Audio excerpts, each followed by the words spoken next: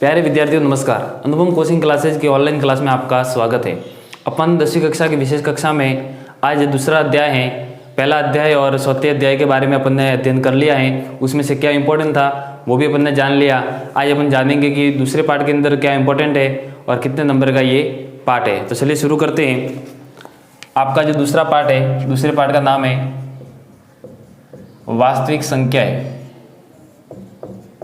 वास्तविक संख्याएं, ये जो पार्ट है आपके, इसका जो अंक भार है वो अंक भार इस पार्ट का कितना है? 3 नंबर। कितने नंबर का पार्ट है ये? 3 नंबर का। इसमें से आपके 2 प्रश्न आएंगे। एक प्रश्न 1 नंबर का होगा और एक प्रश्न 2 नंबर का होगा। 2 प्रश्न आएंगे, एक 1 नंबर का और एक 2 नंबर का। अब देखिए, 1 नंबर के अंदर आपके कौन से प्रश्न आएंगे, 2 नंबर के अंदर आपके कौन से प्रश्न आएंगे, उनके बारे में एक बार देख लेते हैं। जो आपके 1 नंबर का प्रश्न है उसके अंदर सबसे पहले मैं बता देता हूं कि आपके क्या आ सकता है, या तो केवल एचसीएफ आएगा या केवल एलसीएम। अब आज गुणनखंड विधि से या तो आपके एचसीएफ आएगा या फिर एलसीएम। और क्या प्रश्न आ सकता है? तो दूसरा प्रश्न आपके आ सकता है, आपने प्रश्नावली 2.1 पढ़ी होगी, तो 2.1 के स्टार्टिंग में 2 सवाल दिए हुए उदाहरण में, उदाहरण 1 और उदाहरण 2। उदाहरण 1 और उदाहरण 2, जिसमें एक उदाहरण 3 वाला है और एक उदाहरण 2 वाला है। जैसे कि अपन इस प्रकार से एक उदाहरण है 2q और 2q प्लस 1, जिसमें सम विषम की बात कही गई है। और एक आपके है 3q प्लस 1 और 3q प्लस 2। अगर इसमें से सम की बात करें तो 3q और 3q प्लस 2 होगा, और विषम की बात करें तो 3q प्लस क्या होगा? 1। तो इस प्रकार के आपके उदाहरण है, तो उसमें से भी आपके 1 नंबर का सवाल बन सकता है। आगे बढ़ते हैं और आपके एक प्रश्नावली है 2.4। कौन सी है? 2.4। 2.4 के अंदर आपने पढ़ा होगा, 2.4 के अंदर आपने पढ़ा होगा कि संख्याओं के दशमलव प्रसार, संख्याओं के दशमलव प्रसार, और ये दशमलव जो प्रसार है वो आपके कितने नंबर में आएगा? 1 नंबर में आ सकता है। तो मैंने आपको बता दिया कि आपके जो वास्तविक संख्या दूसरा पार्ट है उसका अंक भार 3 नंबर का पार्ट है ये, और इसमें से जो 1 नंबर का प्रश्न है उसमें अब आज गुणनखंड विधि से या तो एचसीएफ आएगा या फिर क्या आएगा? एलसीएम। हाँ, इसी के साथ में आपके वो कह सकता है कि केवल आपको क्या करना है, इसके अभाज्य गुणनखंड, या केवल वो क्या कह सकता है कि इसके आपको केवल क्या करना है? अभाज्य गुणनखंड। और जो उदाहरण है आपके, उदाहरण पहला और उदाहरण दूसरा, ये दोनों उदाहरण भी आपके इंपॉर्टेंट है, 1 नंबर में आ सकते हैं। इसके अलावा 2.4 प्रश्नावली जो है वो आपके बहुत ही सरल प्रश्नावली है, तो वो आपके उसके दशमलव प्रसार है, दशमलव प्रसार के बारे में बात हो रही है, तो वो आपके 1 नंबर में प्रश्न आ सकता है। उसके बाद में अपन देखेंगे कि 2 नंबर में आपके कौन से प्रश्न आएंगे। तो 2 नंबर में अगर बात करें अपन, तो सबसे पहले आपके प्रश्न आएंगे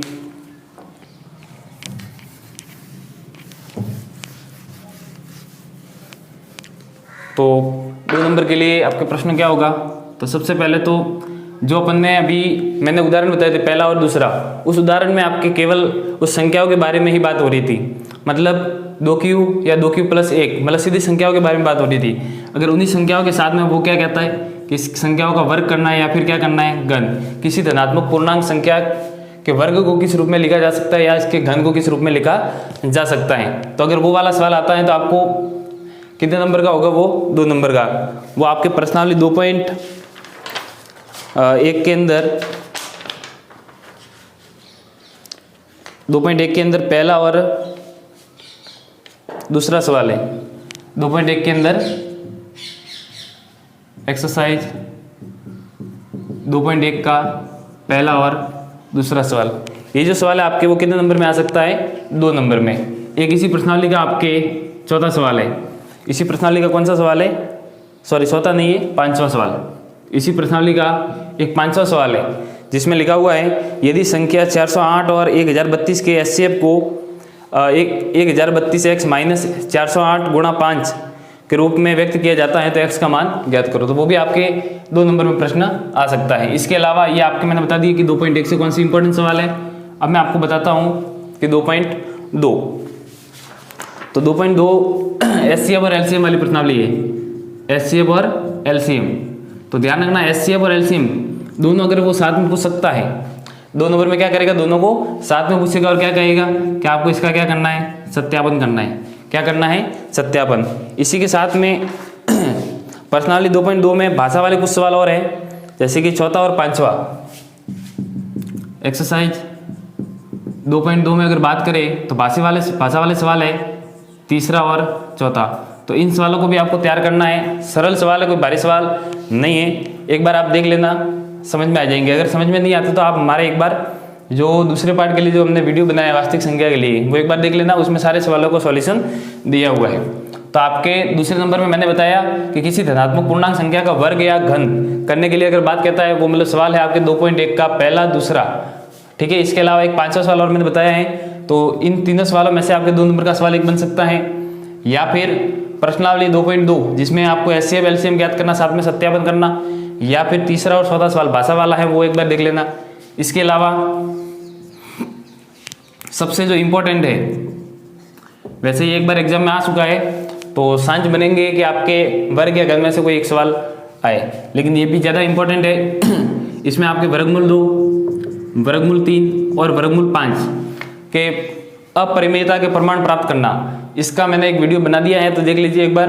तो इनको क्या करना, सिद्ध करना, या फिर इसकी प्रश्नावली के कोई सवाल आ सकते हैं, इसकी प्रश्नावली के कोई सवाल आ सकते हैं। प्रश्नावली है 2.3, उसके सभी सवाल एक जैसे ही हैं, खास करके पहला और दूसरा सवाल देख लेना आप।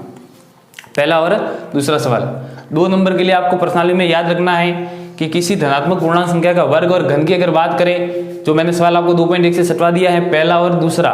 इसके अलावा इसका 5वां सवाल और इंपॉर्टेंट है, वो 2 नंबर में आपके बन सकता है। फिर ये जो 2.2 है उसमें आपके HCF और LCM दोनों ज्ञात करना, साथ में उसका क्या करना, सत्यापन। तो ये 2 नंबर में सवाल बन सकता है। इसके अलावा 2 भाषा वाले सवाल है, तीसरा और चौथा, वो भी आप तैयार कर लेना।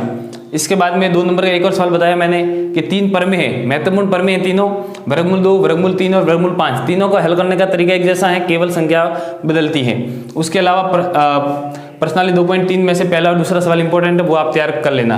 तो मैंने आपको बता दिया कि वास्तविक संख्या जो पार्ट है उसमें से क्या क्या इंपॉर्टेंट है और क्या क्या इंपॉर्टेंट नहीं है। अब चलिए आगे बढ़ते हैं और कुछ इंपॉर्टेंट सवालों को मैं आपको हल करवा देता हूँ। तो जो भी सवाल मैंने एक बार बताया, आपको एक बार किताब में टिक कर लेना, ताकि आप ये वीडियो खत्म होने के बाद में इसको सॉल्व कर सको।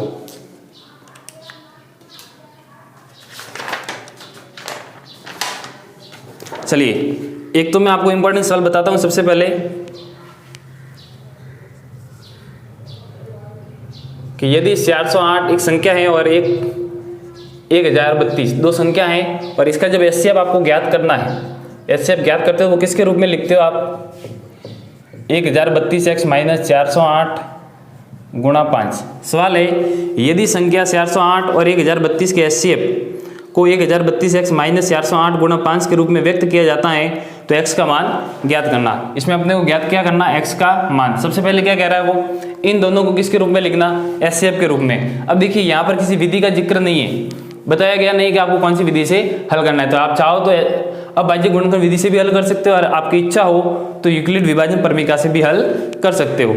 चलिए अपन यूक्लिड विभाजन परमिका से अगर आपको हल देखना है इसका, तो इसका मैंने सॉल्यूशन आपको जब मैंने प्रश्नावली करवाई थी तो उसके अंदर सॉल्यूशन मैंने दे रखा है। अभी मैं इसको क्या करता हूँ, अब बाह्य गुणनखंड विधि से हल करता हूँ। तो सबसे पहले मैं क्या करूँगा, 408 और 1032 का 1032 के अभाज्य गुणनखंड करूंगा। 2 का भाग जाएगा 200 4 बार, 2 का जाएगा 100 2 बार, 2 का जाएगा 51 बार। अब 3 का जाएगा, तो 3 का भाग 51 के अंदर कितनी बार जाएगा, 3 का भाग 5 के अंदर 1 बार, 2 बचे 21 के अंदर 7 बार, तो 17 का भाग 17 में 1 बार। अब देखिए यहाँ पर 2 का जाएगा ये 5, इसमें 1 बार और इसमें 6 बार। वापस 2 का जाएगा 5 में जाएगा 2 बार, 1 बसा 11 में 5 बार, 1 बसा 16 में 8 बार। वापस 2 का जाएगा 1 बार, ये 2 बार, 1 बसा 9 बार। देखिए 9 10 11 और 1 12। 3 का जाएगा 3 चौक 12 और 3 तिया 9। अब आगे किसका जाएगा, देखिए 4 और 3 7, 4 और 3 7। अभी ये जाएगा 43, 43 में 43 का ही जाएगा एक बार। चलिए अब अपन क्या करते हैं, इसका HCF ज्ञात करना है। तो HCF ज्ञात करने के लिए अपन क्या करेंगे, तो सबसे पहले यहाँ पर अपन लिखेंगे 408 के अभाज्य गुणनखंड और यहाँ पर लिखेंगे अपन 1032 के अभाज्य गुणनखंड। तो 408 के अभाज्य गुणनखंड क्या आ रहे हैं, 2 गुणा 2 गुणा 2 गुणा 3 गुणा 17। तो 2 कितनी बार आए, 3 बार। तो यहाँ पर अपन लिखेंगे 2 की घात 3, फिर क्या लिखेंगे 3, फिर क्या लिखेंगे 17। और यहाँ पर 1032 के अंदर 2 कितनी बार आए, 3 बार, फिर 3, फिर कितना आए 43। अब देखिए एचसीएफ ज्ञात करने के लिए आपको क्या करना पड़ता है, तो एचसीएफ जब भी आपको ज्ञात करना हो तो आपको क्या करना है, तो सबसे पहले तो आपको उभयनिष्ठ गुणनखंड देखने। उभयनिष्ठ गुणनखंड का मतलब होता है जो दोनों के अंदर कॉमन हो, तो 2 दोनों के अंदर है और 3 दोनों के अंदर है। उसके बाद में जो कॉमन है उनकी क्या देखनी, न्यूनतम घात, कम से कम जो घात है, जो कम से कम बार आया है उसको लेना। अब देखिए यहाँ पर 2 की घात 3 है, इधर भी 2 की घात 3 है, मतलब दोनों समान बार आया तो दोनों में से कोई भी आप ले सकते हो। फिर यहाँ पर 3 और यहाँ पर भी कितने हैं, 3, दोनों समान है इसलिए यहाँ पर आ जाएंगे 3। अब देखिए 2 की घात 3, 2 गुणा 2 गुणा 2 गुणा 3, 3 दूनी 6, 6 दूनी 12, 12 दूनी 24। तो इसका जो एचसीएफ आया वो कितना आया, 24 आ गया। कितना आ गया, 24। अब देखिए प्रश्न में क्या लिखा था कि इन दोनों का जो एचसीएफ आता है, एचसीएफ को किसके बराबर रखना है, इसके बराबर रखना है। इसका मतलब ये जो 24 है वो किसके बराबर है, इस पूरी समीकरण के बराबर है। तो यहाँ पर मैं लिखूंगा प्रश्नानुसार 1032x माइनस 408 गुणा 5 और बराबर में क्या आ जाएगा 24। ये हो जाएगा 1032x माइनस 8 पंजे 40 और 5 चौके 20 बराबर 24।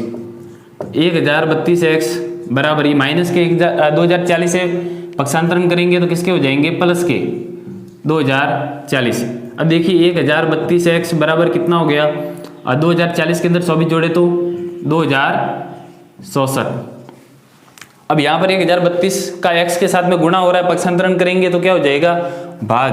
तो x बराबर हो जाएगा आपके 2064 बट्टे 1032। अब इसका भाग इसके अंदर कितनी बार जाएगा, 2 बार। तो आपके x का मान कितना आ गया, 2। तो इंपॉर्टेंट सवाल है, 2 नंबर का आपके सवाल बन सकता है। ये है आपके एक्सरसाइज 2.1 का 5वां सवाल।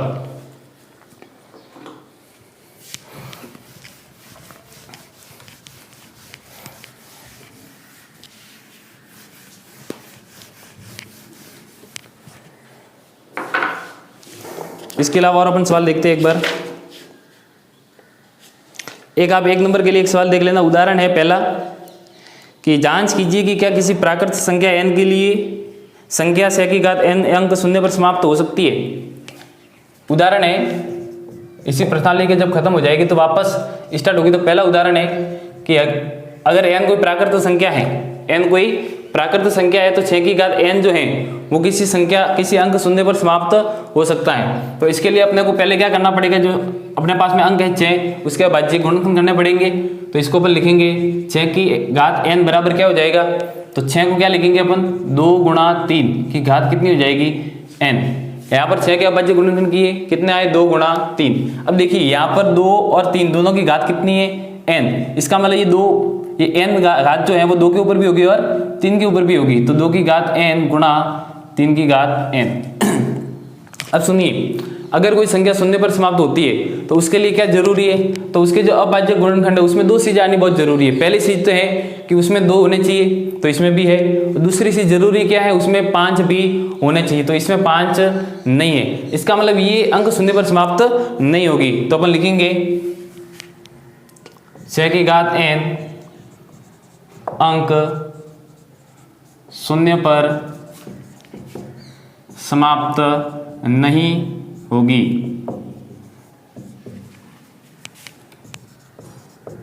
क्योंकि 6 की घात n बराबर 2 की घात n गुणा 3 की घात n के अभाज्य गुणनखंड 2 की घात m गुणा 5 की घात n के रूप के नहीं है। चलिए, अगर किसी संख्या के अभाज्य गुणनखंड में 2 चीजें आ जाती है, या तो 2 की घात m और या 5 की घात n, दोनों आनी चाहिए, दोनों चीजें आनी चाहिए, तभी वो क्या होगी, अंक शून्य पर क्या होगी, समाप्त होगी। लेकिन यहाँ पर 2 की घात 3 n तो आ रहा है, लेकिन 5 नहीं आ रहा, 5 नहीं आ रहा, इसलिए क्या होगा, ये जो है अंक शून्य पर समाप्त नहीं होगी। तो अच्छा सवाल है, 1 नंबर में आ सकता है आपके।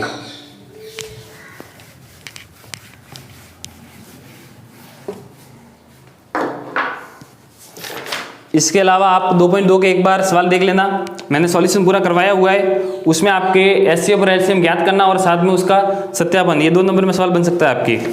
उसके बाद में आपके अपरिमेयता के जो प्रमाण है, वर्गमूल 2, वर्गमूल 3, वर्गमूल 5, तो उन सवालों को हल कर लेना, एक बार परिमेयता करवाई हुई है, मैं आपको डिस्क्रिप्शन में इसकी लिंक दे दूंगा, उसके सारे जो हल हैं वो सारे आपको मिल जाएंगे। अब चलिए अपन 2.4 उसके सवालों को देखते हैं अपन।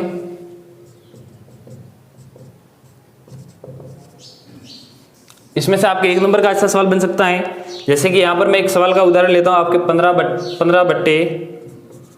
15/1600, और सवाल लिखा हुआ है, लंबी विभाजन प्रक्रिया का उपयोग न करते हुए बताइए कि निम्नलिखित परिमेय संख्याओं के दशमलव प्रसार कैसे हैं, शांत है या अशांत आवृत्ति। तो सबसे पहले मैं बता देता हूँ कि शांत कब होते हैं और अशांत आवृत्ति कब होते हैं। देखिए, शांत कब होंगे, जब किसी संख्या के दशमलव प्रसार, जब किसी संख्या के हर जो होता है, उस हर के अभाज्य गुणनखंड जो है वो आपके किस रूप में आते हैं, 2 की घात m इंटू 5 की घात n, इसके रूप के अगर होते हैं तो दशमलव प्रसार कैसा होगा, शांत होगा। अगर आपके इसके रूप के होते हैं तो दशमलव प्रसार कैसा होगा, शांत होगा। साथ में इसके अलावा और भी कोई गुणनखंड नहीं होना चाहिए। हाँ, अगर अशांत आवृत्ति कब होगा, जब कोई अभाज्य गुणनखंड है, किसी हर के अभाज्य गुणनखंड 2 की घात m इंटू 5 की घात n के रूप के नहीं होते।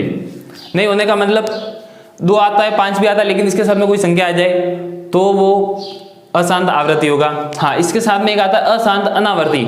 अशांत अनावर्ती, अशांत अनावर्ती क्या होती है, तो ये होती है आपके अपरिमेय संख्या। तो अपरिमेय संख्या तो अपन p बटा के रूप में ले ही नहीं सकते, इसलिए ये सारी जो संख्या होगी वो परिमेय होगी, और इसके दशमलव प्रसार केवल 2 रूपों में होंगे, या तो शांत होंगे या फिर क्या होंगे, अशांत आवृत्ति। तो चलिए इसको हल करते हैं अपन। हाँ, पहले अगर दोनों को कटते हैं तो काटना है इनको। देखिए, 15 और 1600 में दोनों में 5 का भाग जा रहा है, 15 में जा रहा है आपके 3 बार, और 1600 में कितनी बार जा रहा है, ये 3, ये 2 और 0, 320 बार। अब देखिए, अपने को क्या करना है, 320 के अभाज्य गुणनखंड, तो 320 के अपन अभाज्य गुणनखंड करते हैं। 2 का जाएगा अपने 160 बार, 2 का 80 बार, 2 का 40 बार, 2 का 20 बार, 2 का 10 बार, 2 का 5 बार और 5 का 1 बार। अब चलिए इसके अभाज्य गुणनखंड वो इस रूप में आ गए। 2 कितनी बार है, 1 2 3 4 5 6, तो 3 बट्टा 2 की घात 6 इंटू 5 1 बार। चलिए इसके जो हर के अभाज्य गुणनखंड है वो क्या आ रहे हैं, 2 की घात 6 और 5 की घात 1, मतलब 2 और 5, 2 और 5, इनके अलावा कोई भी संख्या नहीं आ रही है। नहीं आ रही है इसका मतलब दशमलव प्रसार कैसा है, शांत है। हाँ, अगर इन दोनों में से एक संख्या आई होती तो भी कैसा होता, शांत होता। चाहे 2 की घात 6 आया होता तो भी शांत होता, अगर 5 की घात 1 आया होता तो भी कैसा होता, शांत। हाँ, अगर इन दोनों के अलावा एक भी संख्या अलग आ जाती है, इसका मतलब उसका दशमलव प्रसार शांत नहीं होगा। कौन सा होगा, अशांत आवृत्ति। तो लिखना चूंकि 15/1600 के हर के अभाज्य गुणनखंड 2 की घात m गुणा 5 की घात n के रूप के हैं, अतः इसका दशमलव प्रसार शांत है। इसलिए इसका दशमलव प्रसार कैसा है, शांत है। एक और उदाहरण लेते हैं अपन।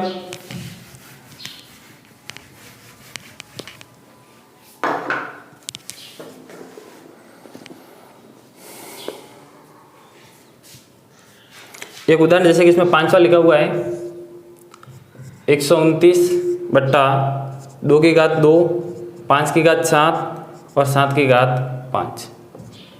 देखिए इसके हर का अभाज्य गुणनखंड पहले से किए हुए। अब यहाँ पर 129 लिखा हुआ है, बट्टा में कौन सी संख्या आ रही है? पहले 2 की घात 2 आ रहा है, फिर 5 की घात 7 आ रहा है, फिर 7 की घात 5 आ रहा है। मतलब ये आ रहे हैं तो दशमलव प्रसार शांत होना चाहिए, लेकिन साथ में क्या आ रहा है? 7 की घात 5। मतलब ये वाला रूप तो है लेकिन साथ में ये भी आ रहा है, इसलिए इस रूप को गिना नहीं जाएगा। इसका मतलब ये वाला रूप इसका नहीं है। ये वाला रूप कब होता है? जब केवल 2 और 5 ही होते हैं, या तो 2 हो, 5 हो या दोनों हो। इसके अलावा और भी कोई गुणनखंड नहीं होना चाहिए। अगर कोई आता है तो वो इस रूप का नहीं होगा, और नहीं होगा तो कैसा होगा? अशांत आवर्ती। तो क्या लिखेंगे?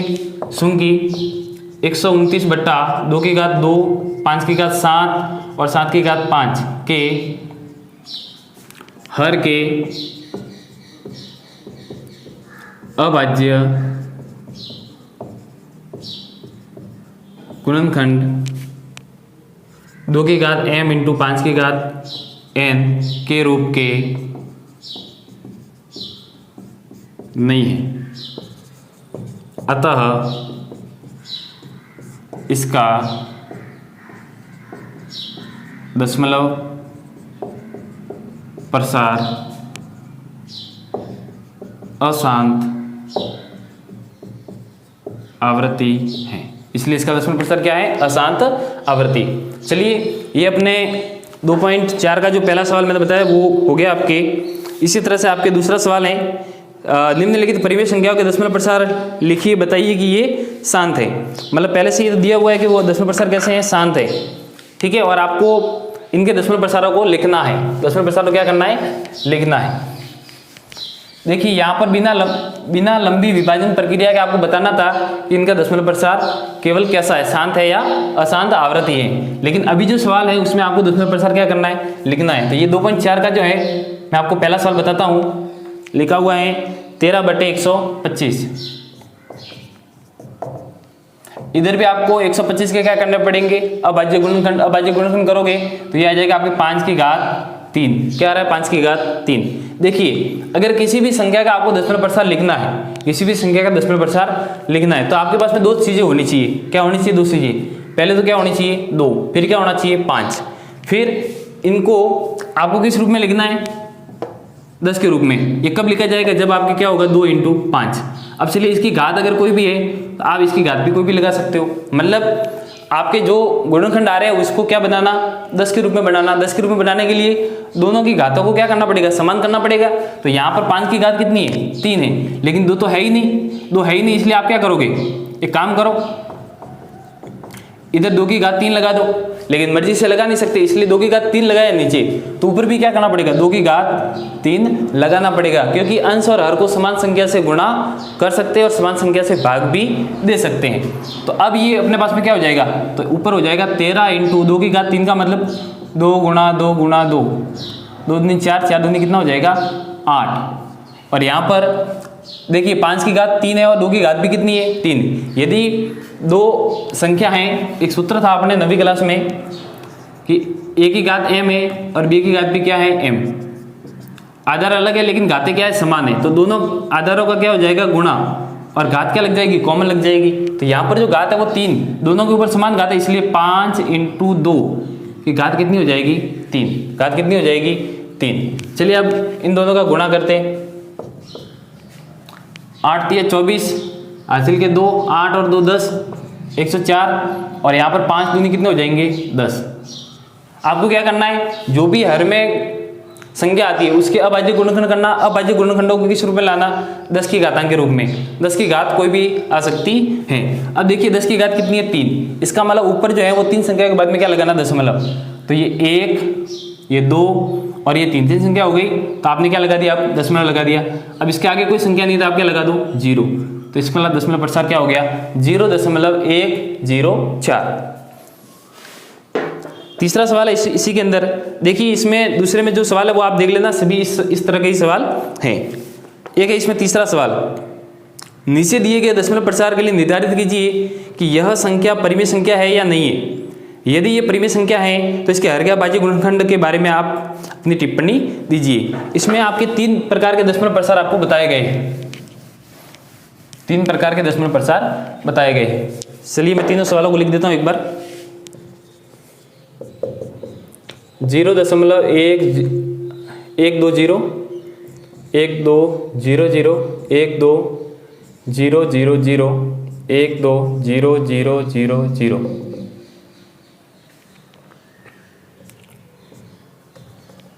इसके बाद में दूसरा सवाल है 43.1234567 और 9। और तीसरा सवाल है 27.1428557 तो अपने पास में ये 3 सवाल है और तीनों के क्या करने हैं, दशमलव प्रसार। सबसे पहले तो दशमलव प्रसार के लिए निर्धारित कीजिए, दशमलव प्रसार दिए हुए और निर्धारित करना है कि ये परिमेय संख्या है, और अगर है तो इसके हर के अभाज्य गुणनखंड के बारे में भी बताना है। तो सबसे पहले देखिए इसका दशमलव प्रसार आपको किस प्रकार का दिख रहा है। सबसे पहले तो ये पी से 3 डॉट लगे हुए, इसका मतलब भाग खत्म नहीं हुआ, भाग खत्म नहीं हुआ मतलब आगे बढ़ रहा है, आगे बढ़ रहा है। इसका मतलब पहले मैं लिख देता हूं इसका दशमलव प्रसार। तो इसका जो दशमलव प्रसार होगा वो किस रूप का है, तो 3 डॉट लगे हुए, इसका मतलब क्या है, अशांत है। अब देखना कि आवृत्ति है कि अनावृत्ति है। आवृत्ति कब होती है, जब समान संख्याओं को बार बार लिखा जाता है तो आवृत्ति, और अगर समान संख्याएं नहीं है तो अनावृत्ति हो जाएगी। तो मैं यहाँ पर 3 संख्या ले रहा हूं, 1 2 0, वापस आ रहा है 1 2 0, लेकिन वापस 1 2 0 नहीं आ रहा, मतलब आवृत्ति नहीं हो रही है, नहीं हो रही है। इसका मतलब क्या लिखोगे आप, अनावृत्ति। क्या लिखोगे, अनावृत्ति। और देखिए अनावृत्ति के अंदर क्या होता है, अशांत अनावृत्ति के अंदर कौन सी संख्या आती है, परिमेय का परिमेय, अपरिमेय। तो यहां पर लिखेंगे यह परिमेय संख्या नहीं है, ये परिमेय संख्या नहीं है। फिर अपन दूसरा सवाल देखते हैं, क्योंकि इसने देखिए सवाल के अंदर क्या कहा है कि यदि परिमेय संख्या है तभी आपको हर के अभाज्य गुणनखंड के बारे में बताना है। दूसरा देखिए, पहली बात संख्या लिखी हुई है, ना तो इसके ऊपर बार है ना ही पीछे 3 डॉट लगे हुए, इसका मतलब दशमलव प्रसार सीधा कैसा है, शांत है। दशमलव प्रसार कैसा है, शांत है। तो पहले लिख दो दशमलव प्रसार कैसा है, शांत है। और अगर किसी का दशमलव प्रसार शांत है तो उसके अभाज्य गुणनखंड कैसे होते हैं, 2 की घात m × 5 की घात n के। तो यहां पर लिखना यह एक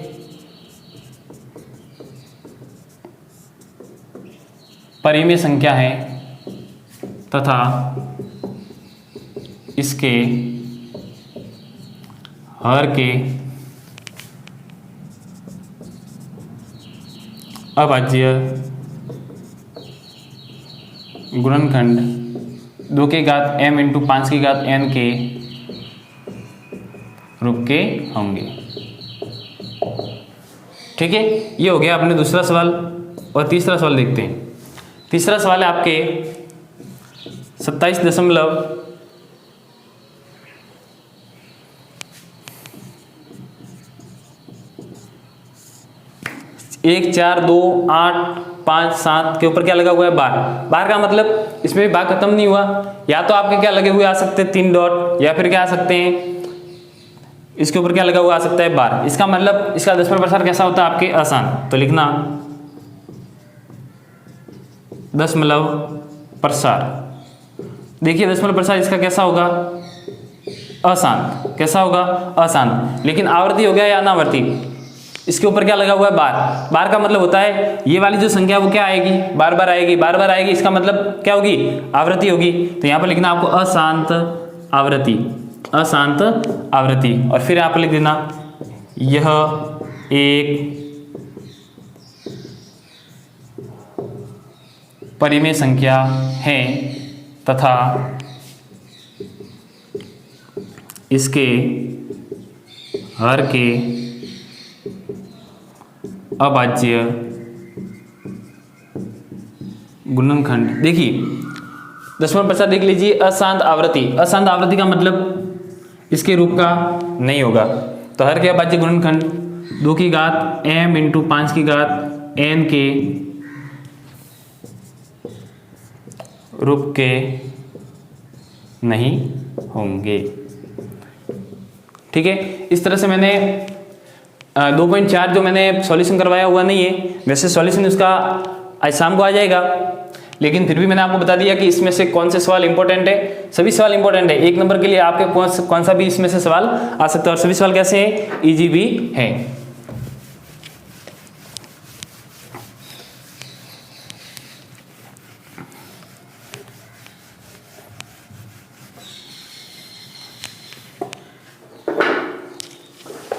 हाँ, इसके अलावा विविध प्रश्नमाला है, उसके जो छोटे छोटे क्वेश्चन है 1 से लगाकर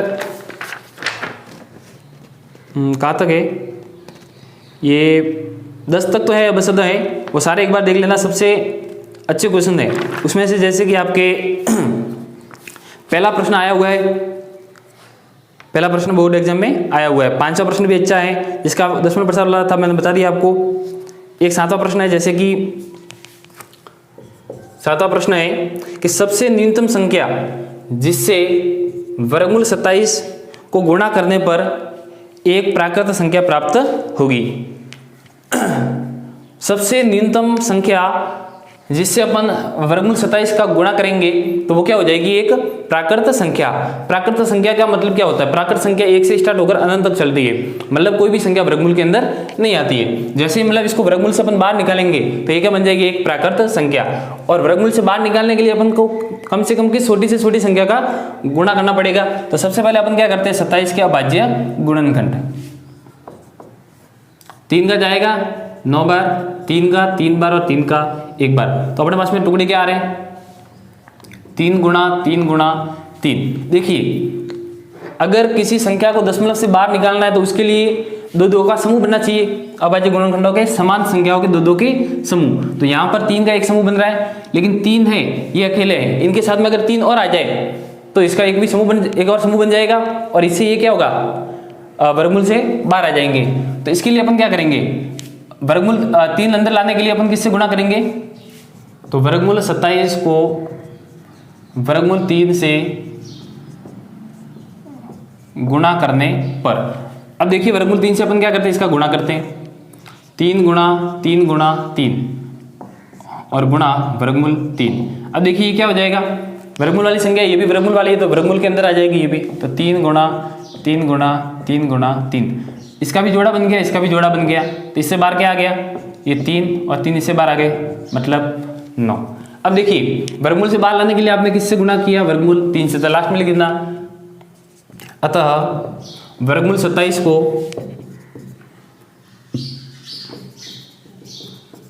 सबसे न्यूनतम वर्गमूल 3 से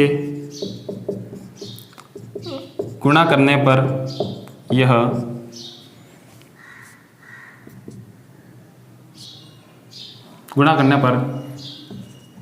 हमें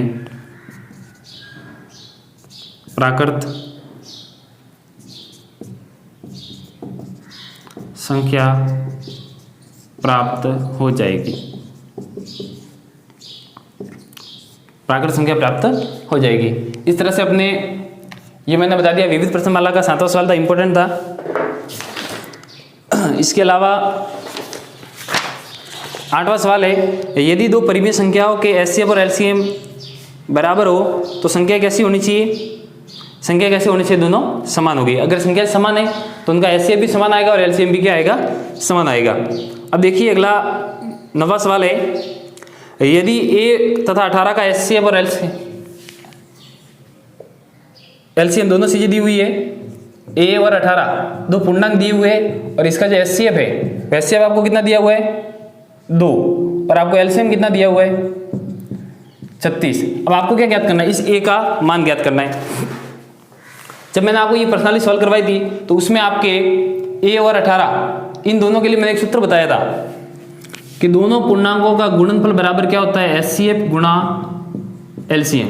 ये बताया था मैंने कि दोनों पूर्णांकों का जो गुणनफल है वो क्या होता है, दोनों पूर्णांकों का गुणनफल किसके बराबर होता है, एचसीएफ गुणा एलसीएम। तो दोनों पूर्णांक में से एक तो दिया हुआ है ए, एक दिया हुआ है 18, एचसीएफ है 2 और एलसीएम है 36। अब देखिए 18 गुणा में उधर जाएगा तो क्या हो जाएगा, भाग में, तो 2 गुणा 36/18, 18 के पार्ट से 36 कितनी बार कटेंगे, 2 बार, और 2 दूनी कितना आ जाएगा, तो 4, तो 4 इसका क्या हो जाएगा, आंसर। तो ये भी एक छोटा सा सवाल है, आपके 1 नंबर में आ सकता है। एक इसमें एक सवाल है,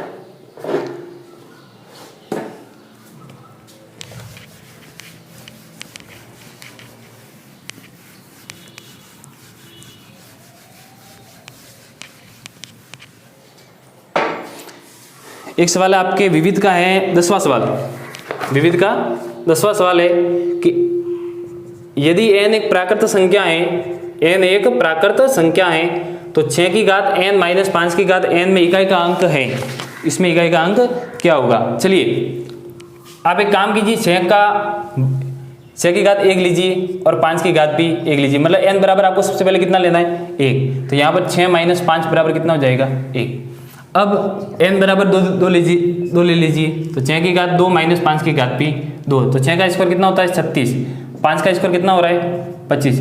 इकाई का अंक देखिए, इधर 6 इधर 5, 6 में से 5 जाएंगे तो इसके भी इकाई का अंक क्या आएगा 1। फिर आप क्या कीजिए, n बराबर 3 लीजिए, 6 की घात 3 माइनस 5 की घात भी 3, 6 का घन कितना होता है 216, 5 का घन 125, इकाई का अंक देखिए 6 और 5, मतलब यहाँ पर भी कितना आएगा 1। तो यहाँ पर आप n का कोई भी, n की जगह कोई भी एक प्राकृत संख्या लेते हो 1 से लगाकर अनंत तक, तो उसके लिए हमेशा, क्योंकि 6 का आप 6 की घात कोई भी लगा दो, हमेशा इकाई का अंक क्या रहेगा उसमें 6 ही रहेगा। 5 की घात भी कोई भी लगा दो, इकाई का अंक हमेशा क्या रहेगा 5। इसलिए 6 की घात n और 5 की घात n के लिए दोनों समान है, ध्यान रखना। तो समान घात के लिए आपके जो इकाई का अंक होगा वो हमेशा क्या होगा 1 होगा, क्या होगा 1 होगा, ठीक है। तो इसका आंसर कितना होगा 1।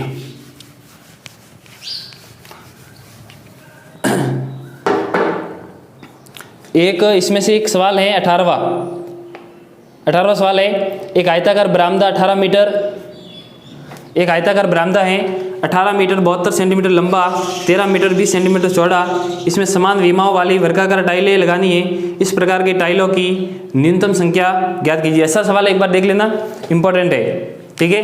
इस तरह से मैंने आपको दूसरे पार्ट के अंदर बता दिया कि 3 नंबर का पार्ट है, इसमें से किस प्रकार के प्रश्न आएंगे, कौन से प्रश्न 1 नंबर के होंगे, कौन से प्रश्न 2 नंबर के होंगे। तो ये पार्ट जो है बहुत ही सरल है, अच्छे से तैयार कर लेना ताकि आपके 3 नंबर जो है वो कटे नहीं। अपन ने पहला पार्ट कर दिया जो कि 4 नंबर का था, दूसरा पार्ट बता दिया मैंने 3 नंबर का है, और एक पार्ट मैंने बता दिया 6 नंबर का जो कि चौथा पार्ट था। कुल मिला के आपके कितने नंबर हो गए 13 नंबर। और भी अपन कल आएंगे नए वीडियो के साथ, नई प्रश्नावली के साथ। अगर आपको हमारा ये वीडियो पसंद आया तो वीडियो को लाइक करें, कमेंट करें और ज़्यादा से ज़्यादा इस वीडियो को क्या करें, शेयर करें। और अगर आपने अभी तक हमारे चैनल को सब्सक्राइब नहीं किया है तो सब्सक्राइब पर क्लिक करें और पास में जो आपको दिख रहा है बेल आइकन उस पर भी क्लिक करें।